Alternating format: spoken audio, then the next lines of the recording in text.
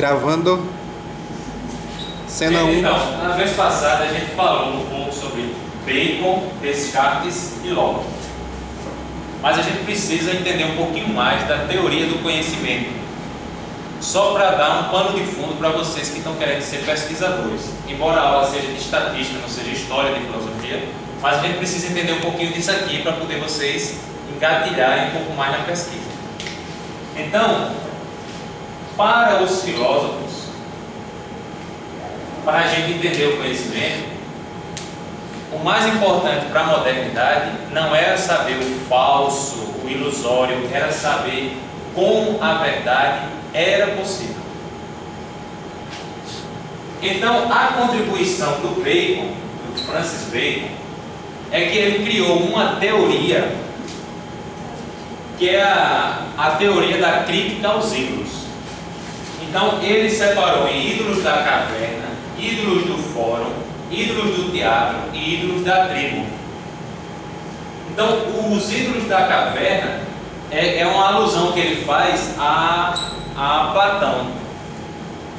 Então, são as opiniões e as falácias que ficam em nossa consciência, derivadas dos nossos erros de percepção das atividades auditivas, perceptivas, de ilusões, de projeções.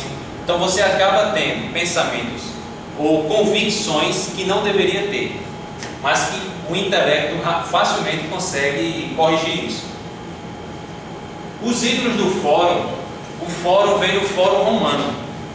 Então, no fórum romano havia muito relação interpessoal ali, muito com chaves, conversas, e aquilo ali acabava levando um ao outro a criar pensamentos, movimentos intelectuais, posições contrárias, e aquilo ali acabava levando a verdades ou inverdades criadas ou que existiam na realidade, mas que provinham desse momento de debate, dessas relações interpessoais.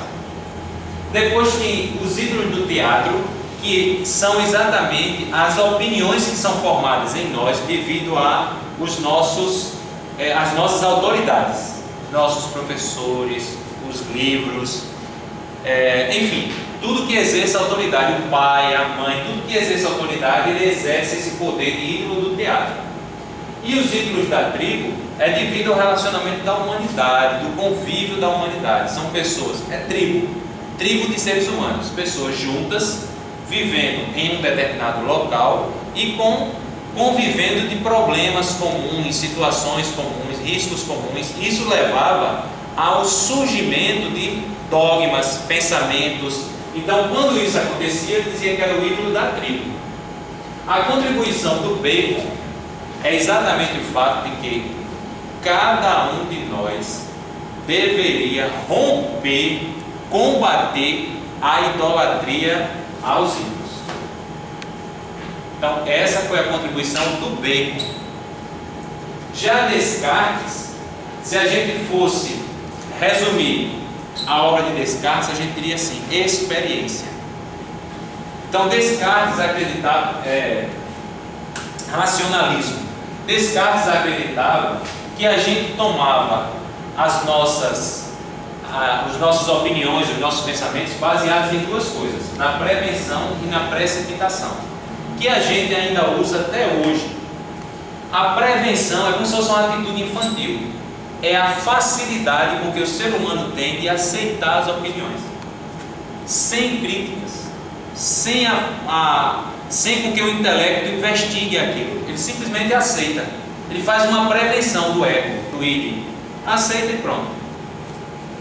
Já a precipitação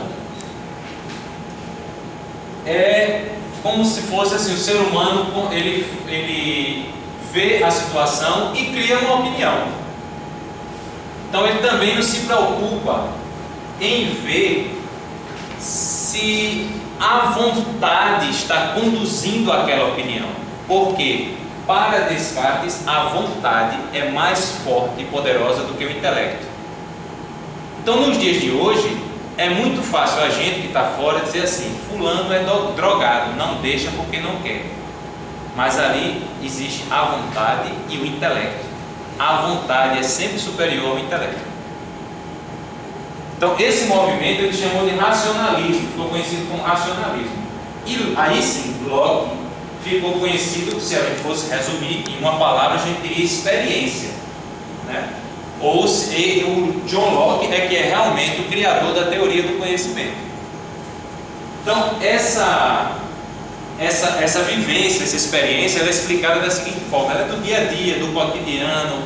Você passa por uma experiência visual, auditiva, e aí você tem as sensações relacionadas àquela situação e as percepções, sensações e percepções. E no final você conclui. Então você vê ou participa diretamente ou não, sente a coisa, percebe de alguma forma e conclui. Aí nova experiência, novo aprendizado, novo conhecimento, novo aprendizado. Então, citando só o exemplo da minha filha, né? Ela com 8 anos, né? Ela foi ao pediatra com o irmão. Esse exemplo, né, eu vou levar ainda por muito tempo. Um exemplo que para mim será clássico, né? E aí o irmão tinha 4 anos, ela tinha 8 anos.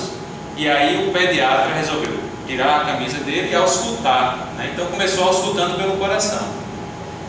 Mas depois ele começou a estender para os focos pulmonares. Aí ela observou bem aquilo, aí me chamou à parte e disse assim: pai, quantos corações o Rafael tem? Quer dizer, ela se submeteu à experiência, viu, teve a sensação, formou o complexo de ideias, fez a associação por semelhança, percebeu uma verdade e aí expôs. Já o meu filho, hoje de 4 anos, fez assim. Estava sentado na privada, aí olhou para mim e disse assim: pai, o cocô na água fica mole. E a mamãe, quando olha, acha que eu fiz cocô mole. Quer dizer, isso para uma criança de 4 anos, ele já está nesse mecanismo aqui, ó, de empirismo. Aí eu resolvi perguntar uma coisa que ele não ia conseguir falar. Meu filho, desde quanto tempo você já sabe isso? Aí, como ele tem 4 anos, ele disse: desde ontem, semana passada. Não, acho que foi dormindo. Aí não conseguiu dizer, ia ser demais ele dizer quando é que ele aprendeu aquilo, né? Se foi ontem, se foi anteontem, não ia ter como ele definir o dia que ele aprendeu aquilo. Mas ele passou pela experiência, uma experiência simples, mas ele conseguiu conhecimento através da experiência. Vocês que são pesquisadores têm que romper com os ídolos, futuros pesquisadores, romper com os ídolos,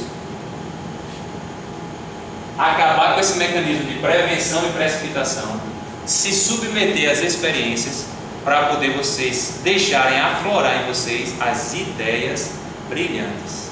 Se vocês não saírem da caverna e ficarem acreditando sempre nas projeções dos outros, vocês nunca terão ideias para mestrado e para doutorado. Então vocês têm que sair da caverna. Vocês têm que ver o cocô mole. É isso.